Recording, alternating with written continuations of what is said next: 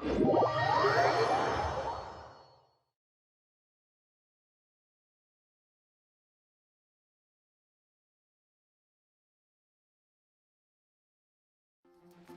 Paimon remembers right, we're meeting at Hotel de Boer. Let's get going! Ayaka! Yoimiya! You're already here! Good morning. Xavier said yesterday afternoon went well. Yeah, and how about you, Ayaka? What were you up to? After we split up, Ayato went to see Udex Nervillette at the Palais Mermonia. I was originally thinking of going with him, but he said he could manage it himself. He told me to go see the sights around Fontaine and to enjoy the local culture. So I rode the aquabus with Yoimiya and visited the Opera House on Aranias Island. Yeah, you wouldn't believe what we saw there! 2 mechanical puppets that were dancing together! You've already seen them, right? Yeah, those two! Amazing, aren't they? We sat and watched for quite a while. It was mesmerizing. Like we could keep watching them forever. Oh, it was the same for us the first time we saw them, too!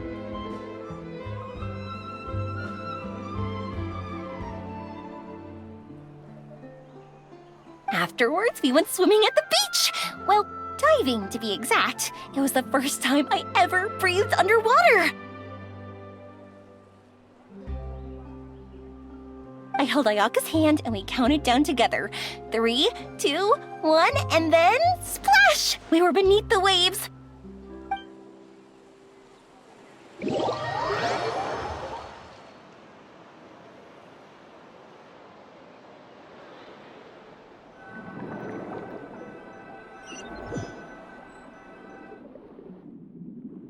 At first, I didn't dare to open my mouth. But once I couldn't hold my breath any longer, I decided to take a big breath in. Turns out the water wasn't as salty as I imagined. It didn't really taste like anything at all. Before I knew it, I was breathing like normal down there. It was an amazing feeling. Ayaka said I was too nervous and needed to loosen my grip. She got used to everything way faster than I did. I knew that the Traveler could do it, so I had no doubt we could do it too. That helped me feel at ease as soon as we dove in. The underwater world in Fontaine truly is beautiful. I love seeing the Romaritime flowers blossoming underwater, like little candles lighting up the streets at night. Yeah, and there were so many creatures that we've never seen in Inazuma. Like those fish that shimmer like a sword blade. Whoosh! Oh, and those big fish that call when they see people. Ooh. Oh, you mean Hunter's Rays and Blubber Beasts!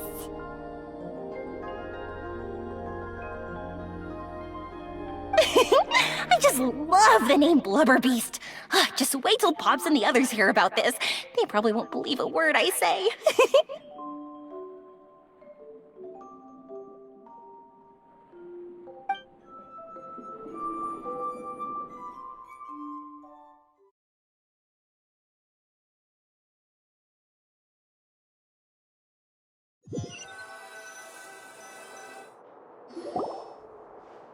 Yoimiya was down there for quite a while. It was dark before we finally rode the aquabus back to the city.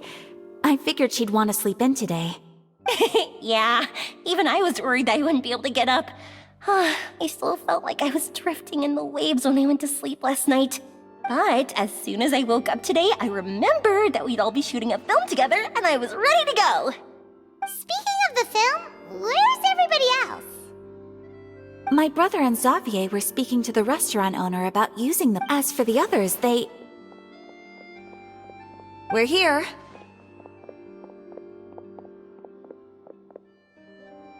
Please excuse my tardiness. I just finished the Special Patrol's 6-mile morning jog.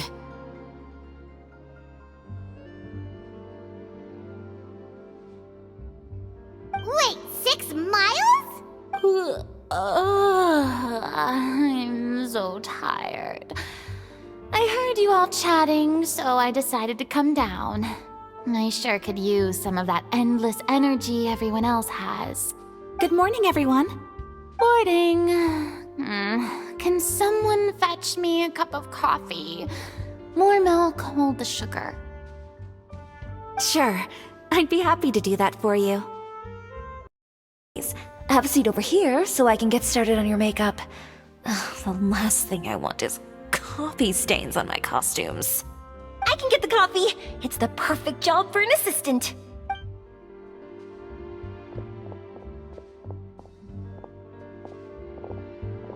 Ugh, so much energy.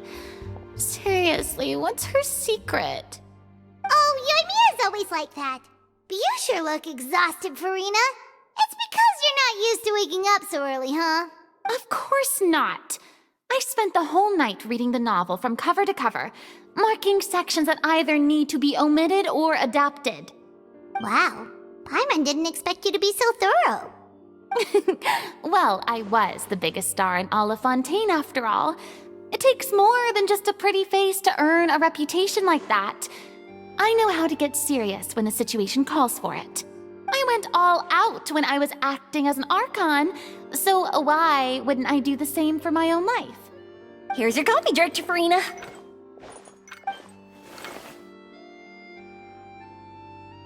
Oh, thank you. The sound of being called director and the aroma of coffee feels almost as refreshing as hearing the birds chirping in the morning. Ah, it seems everyone has managed to arrive on time. We've reached an agreement with the restaurant owner. We are free to use the second floor to shoot our film. Really? That's great! He is really looking forward to our film, and hopes that providing his restaurant as a filming location will... Well then, Mr. Xavier, I'll leave the... Okay, thanks. First, I'd like to introduce our new members. This is our prop manager, Veronique. She'll be in charge of all the film's props and items. And this is Bonneau, our lighting technician. He'll be in charge of lighting and illumination to set up each scene's atmosphere. Wow. Sure feels like we have some real professionals joining the crew now. First of all, please allow me to first express my sincerest gratitude to everyone in the crew. When my investor informed me yesterday that he wouldn't be able to provide the funds, I really thought that this was the nail in the coffin for this film. I had no idea that I'd find so many people willing to help me on such short notice. Thank you. Thank you all from the bottom of my heart. No need to be so cordial, Mr. Xavier. We're all honored to be a part of this. Your works made a profound impression on me when I saw them back in Inazuma. I am sure that someday, this film will be remembered as a prime example of cultural exchange between Fontaine and Inazuma. Yes, the story is the reason I agreed to join. I can't bear to even imagine what this film would look like without the very best director. Anyway, I would like to make a promise to everyone that as the producer of this film, I'll do whatever I can to ensure that everything goes as smoothly as possible. This is not just my film. It also embodies the thoughts and feelings of every person here, as well as the endless effort we are about to pour into it. So, without further ado, The Two Musketeers will officially begin filming now! You may take it from here, Director Farina. All right, listen up, everyone. The first scene takes place when the two young musketeers are living at the Baron's home, still unaware of all that is about to happen to them. We'll need props and lighting to set the scene. Our lead actors can go get their makeup done, and extras, please take this time to go over your positions. Whoa. Seems Farina's really kicking things into gear as the director. Is everyone clear? I don't want anyone traipsing around the set like umbrella finches. All right, cameras will start rolling as soon as the set is ready. Let's make a film that'll make some serious waves in Fontaine. Not the kind of waves that drown people. I mean, the good kind of waves. Seems like she's still a bit traumatized by that. Anyway, let's go see if there's anything we can do to help.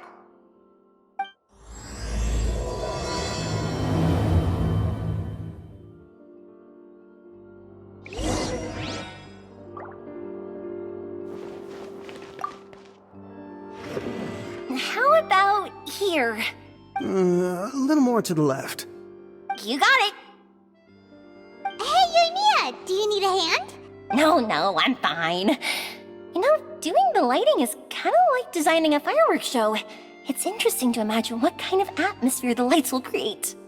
I heard that the Traveler will be operating the camera and Paimon will be the clapper loader, right? Those roles are just perfect for the two of you. Really? Is that because it'll be easy for Paimon to hold the clapperboard while flying? Well, sure, there's that, but that's not exactly what I meant.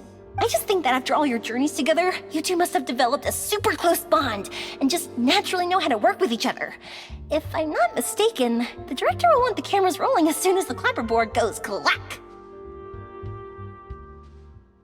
Oh, I see! It's amazing to see the magic behind filmmaking. Yoimiya, we need lights over there, too. Oh, on it! I've got to get back to work. Chat with you later. Oh, it's exciting to see so many people working together to bring the film to life. Seems like Yoimiya's really getting into it. But she was right. We do have a super close bond, don't we? Paimon's really happy to hear that.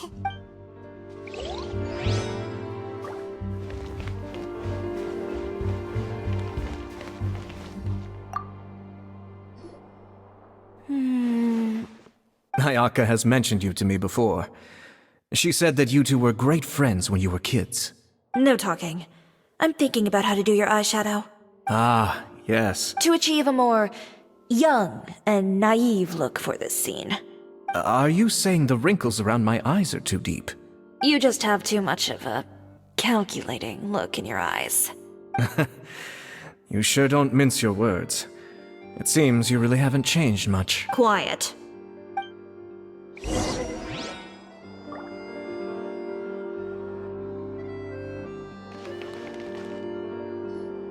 So, this is a real musket? No, it's just a prop weapon. Not bad. Have you seen a real musket before? Only in books and newspapers. I made this one based on the relative shape and proportions I saw in reference images. When we're filming, some special gunpowder will be applied around the muzzle, which will help create the flash and smoke effects of a real gun being fired. Which means it'll be up to the actors to portray the recoil.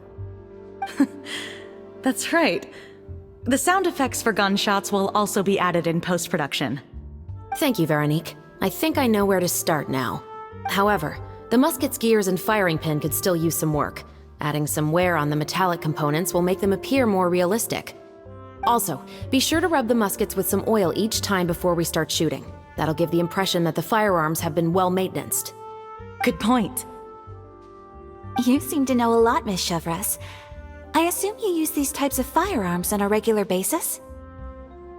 Yes, I perform routine maintenance on my weapons every day. Just like we as people need to eat and sleep, muskets need to be cleaned and maintained. I also perform similar care for my sword every day, and familiarize myself with its shape and weight, to the point where it feels like a natural extension of my body.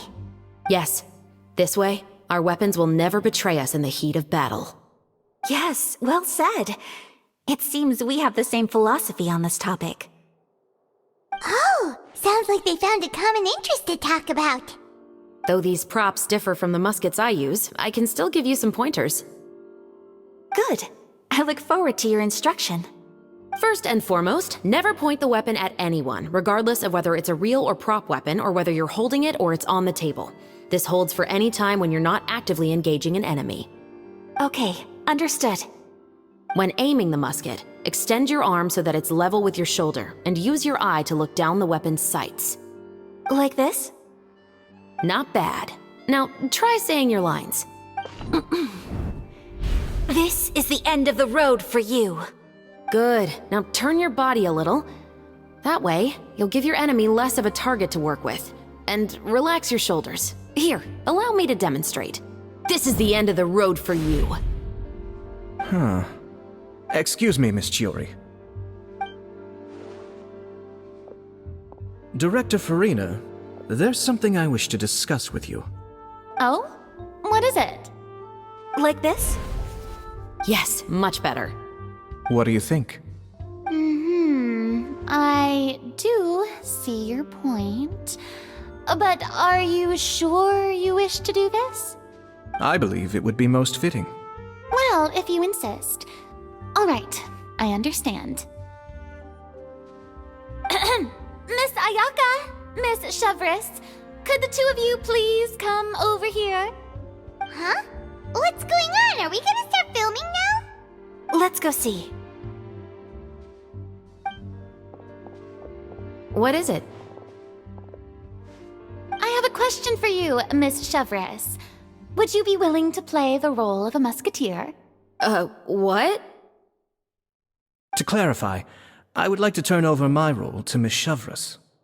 But brother... Don't worry, Ayaka. I actually view this as a good thing. I was becoming troubled trying to set aside some time to speak to the staff at the Palais Mermonia. I would like to have some conversations about the cultural exchange between our two countries, and I've heard that the bureaucratic process here can get rather complicated. Now, I will be able to focus on my work.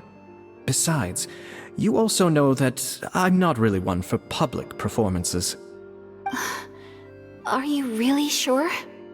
From a director's point of view, I also felt like the relationship between the two musketeers in the original story could be improved. The older brother in the story plays the lead role with his overbearing character, but this causes his character to overshadow that of his sister, and the theme of the two supporting and relying on each other isn't conveyed very well. But if we were to change the siblings to two sisters of a similar age, then that aspect of the story might come through more clearly. Also, I've seen you instructing Ayaka. That cold and dignified personality is exactly what we need for the older musketeer. Of course, even with all these insights, the decision should still be made by Miss Chevris. Chevros mentioned that she really likes the story, right? Paimon bets that she'll take the role. All right, I'll take the role. Good. It's decided then. I'll get started on making edits to the script. We'll also need to make some immediate adjustments to the lighting, props, and costumes. I have a feeling that our adaptation will be even better than the original story. You're doing a great favor for me, Miss Chevris. You have my gratitude. Don't mention it. I like this character, so if anything, I should be the one thanking you. Well, since my brother is the one who brought up the idea, I suppose there's no need to worry. Let's go, Miss Chevris. I look forward to working with you. Please, just call me Chevris. Seems like you're really going out of your way to solve the problem I was having with your makeup. Surely you jest, Chiori. I assure you that I was mostly motivated by a desire to spend more time on formal business. Oh, come on. You really think I'd buy that? According to what I've heard from Ayaka, her brother is someone who can juggle 10 different matters at the same time. I'm sure you have other reasons for backing out. Perhaps. Ayaka always said she wanted to go out and see more of the world just like the Traveler. But I feel that she needs not only to see other nations, but also to make some different kinds of friends. I think it would be harder for her to make new connections with me constantly by her side. I would like— Alright, go on. Spoil her some more. Ayato! It's too bad you're stepping down from the role. Paimon really wanted to see you act as a musketeer. No need to poke fun at me. I'd wager that you also felt that I wasn't the best candidate for the role. It's a little hard for Paimon to imagine you saying those lines. Yes, I've made an appointment to meet some people from the Palais Mermonia. Now, I will have some more time to prepare. Traveler, get the camera ready. Paimon, get the clapperboard. Actors, to your positions. We're about to start shooting the first scene. Go on now. And please take good care of Ayaka. Yep, don't worry. Thank you. I look forward to seeing the film when it's finished. All right. Now that we're all here, let me help set the scene for everyone. The first scene takes place when our two main characters are still living at the Baron's estate. They've been ostracized and verbally abused by others in the household, but they still have no idea why. We want to capture how naive and innocent they are despite their pain. Chevres will be playing the role of the older sister, Tulip, and Ayaka will be the younger sister, Iris. Be sure to get close-ups of the main characters at the right moment. Silence on the set! Lights! Camera! Action! Let's go! Tulip, Mother's been out for quite a while now. Perhaps she went to pick some flowers on the way home. You know how she loves flowers. Iris, Tulip! I'm home!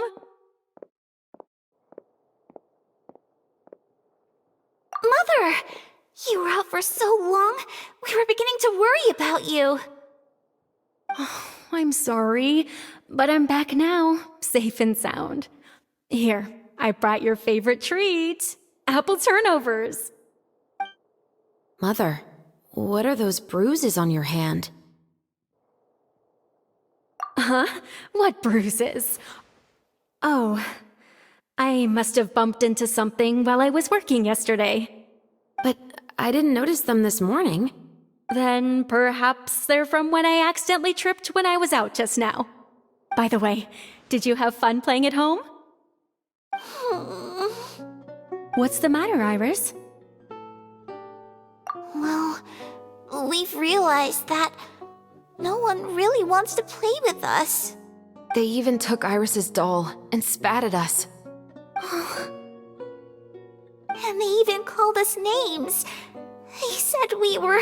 Shh! It's all right, don't worry. Girls, listen to me. It doesn't matter what anyone says. Don't listen to them. No one can define you with such words. You both have wonderful lives ahead of you. Just like your names. You will both blossom like beautiful flowers. Maybe your time to blossom hasn't quite come yet, but one day, you two will bloom more beautifully than anything else. Don't let the soil you're in now ruin your future beauty. Understand? My dear daughters. And cut! Not bad. The actors' emotions were all on point. Let's keep that take. Also, if our clapper loader could avoid shouting at the start of the scene next time. Oh, got it. Great. I was a little worried that my nerves would get the better of me. What about you, Chevres? I felt fine. The lines weren't too difficult at all. Seems like Farina must have adapted the role nicely. You two were great. I couldn't tell it was your first time acting in a film. You should have more confidence. Thank you for your encouragement. Positions, everyone! We'll move on to the next scene after we try a few more camera angles.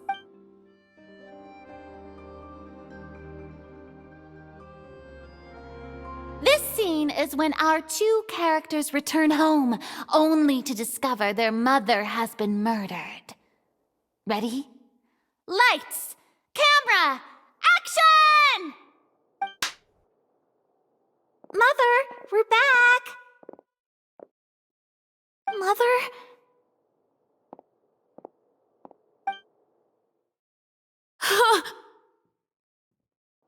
What's wrong, Tulip? Iris, stay away! Huh? Why? What's... Mother! Mother... She's...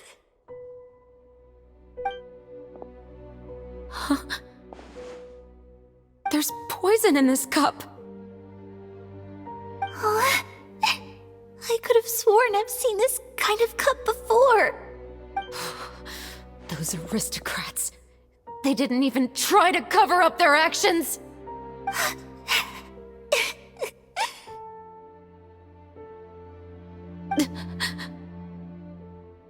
Iris, We need to leave this place.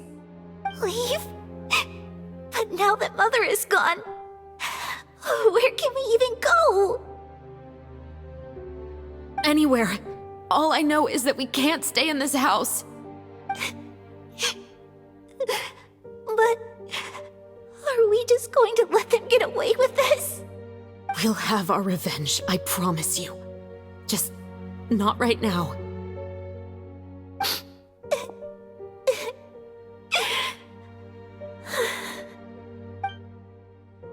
Come on, let's go. No, wait. We can't just leave Mother here like this. At least let me leave this rose with her. That's why we went out in the first place. To buy her this flower. All right. Goodbye, Mother. We'll avenge you. Someday. And cut! Beautiful! Great performance! Oh my, you're so amazing, Ayaka! And were those real tears I saw? How did you do it? I was surprised too. Thank you for the kind compliments. Actually, as soon as Director Farina said action, I told myself not to think about anything.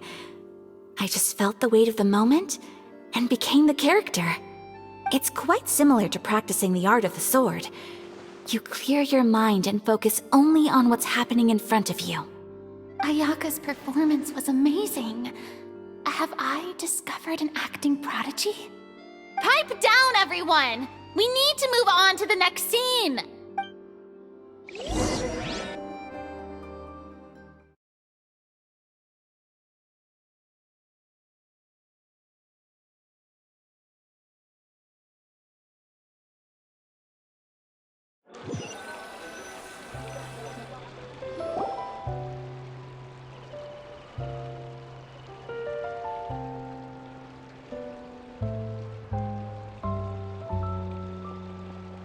Huh? Are we done already? But Paimon wants to keep playing with the clapperboard. How do you feel, Traveler? Is your arm sore from holding the camera all day? Good work, you two. You too, Shivers. You were quite the actress today. I've read this novel many times before. I have a good grasp of my character's mindset. Anyway, do you remember my request from yesterday? Oh, right! We were having so much fun that Paimon nearly forgot! You have a case where the murders seem really similar to the cases in the novel, right? So, how are they similar exactly? In the story, the main characters grow up to become two musketeers, always using their guns to carry out their revenge. And on each of the victims, they place a rainbow rose as a signal that they've returned. Yes, that's correct. We found rainbow roses just like in the novel. Seems like you're connecting the dots now. Oh, that does sound pretty concerning. Especially after seeing the script today. What do you think, Traveler? You're smart. Paimon wants to hear your thoughts. Good. On behalf of Fontaine's Special Security and Surveillance Patrol, thank you for your dedication to justice. There's no time to lose. We should start investigating right away. Huh? Right now? The most valuable intel always comes after nightfall. They are like small, remote islands in the middle of the sea. If you don't stay vigilant, you will pass right by them in the fog. That's how one of my favorite books always puts it, at least.